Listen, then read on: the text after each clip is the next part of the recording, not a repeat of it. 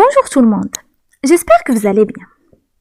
Mes chers élèves, soyez les bienvenus dans cette nouvelle vidéo qui sera destinée aux élèves qui sont en première année bac. Alors on va commencer par le premier roman que vous avez dans le programme, intitulé La boîte à merveilles. Et bien sûr, après on va voir les autres romans.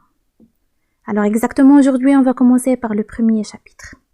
Sachant que dans chaque vidéo, on va voir un nouveau chapitre en présentant les principaux événements et ce qui est important dans chaque chapitre ou bien ce que vous devez savoir en général.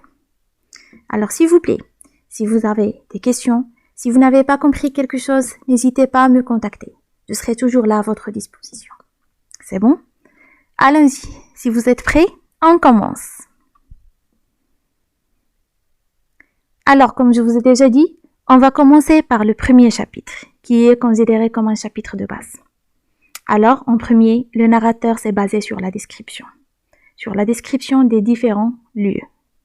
Bien sûr, de son quartier, la maison où il habite, la maison nommée Dar Chouafa, en présentant les principaux locataires, c'est ça ce qu'on va découvrir bien sûr après en détail, aussi de son école coranique et les moments qui passent avec son maître d'école, ou bien le frère le plus sévère, et aussi des événements ou bien des moments traumatisants qu'il a vécu dans le bain Meur.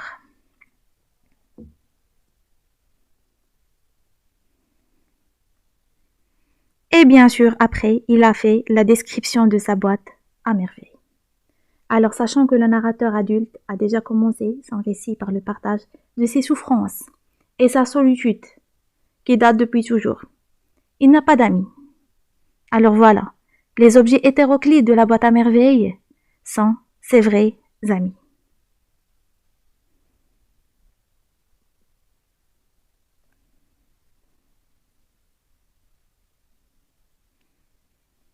Et voilà, maintenant, on va voir la maison où il habite le narrateur en détail pour que vous puissiez mieux comprendre de quoi s'agit-il ou bien de quoi on parle.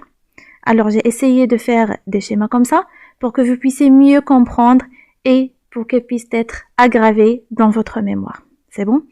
Et bien sûr, pour que vous puissiez aussi avoir des idées ou bien savoir les principaux locataires ou bien les personnages de ce roman. Alors voilà, au rez-de-chaussée, on a la voyante Kenza, ou bien, comme ils disent, tante Kenza. Alors c'est la principale locataire de Dar Chouafa. Et après, elle a essayé de louer cette maison aux autres locataires, ou bien aux autres personnages. Alors voilà, au premier étage, on a la famille de Driss Oued, Rahma, bien sûr sa femme, et leur petite fille Zineb. Et aussi, c'est l'ennemi de Sidi Mohamed.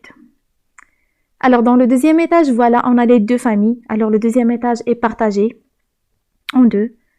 La première partie, c'est pour la famille de Sidi Mohamed, bien sûr, c'est le personnage principal, c'est le narrateur. Et son père, Ma'alem Abdeslam, et sa mère, Lella Zoubida.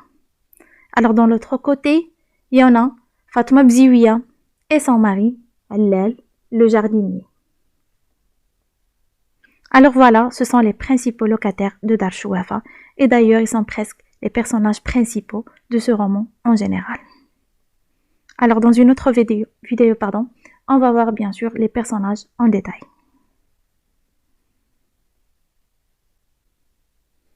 Et voilà ensuite, le narrateur a essayé de présenter les rituels de la voyante ou bien ce qu'on appelle les rituels des Gnawa de la Chouafa, alors qu'elle organise chaque mois. Alors on ne peut pas bien sûr la juger puisque c'est son monde, ce sont ses superstitions.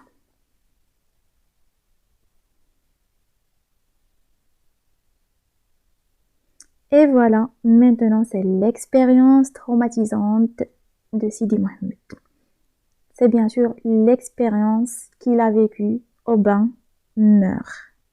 Il a essayé d'évoquer ce souvenir qu'il considère comme l'enfer. Alors, il n'aime pas aller au bain Meur. Ou bien comme il a déjà dit exactement, je ne veux pas aller en enfer. Alors, c'est un petit enfant, alors pour lui, c'est l'enfer.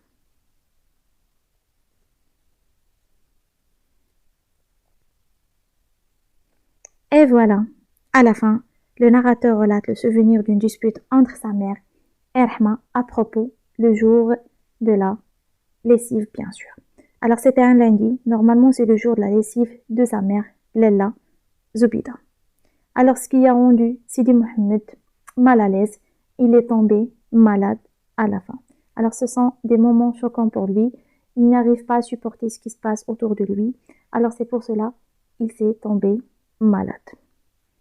Alors je vous souhaite une très bonne chance. Alors notre vidéo tient à sa fin. Alors si vous avez des questions, n'hésitez pas à me contacter. On se voit dans la prochaine vidéo, Inch'Allah, pour qu'on puisse voir les détails du deuxième chapitre. Au revoir.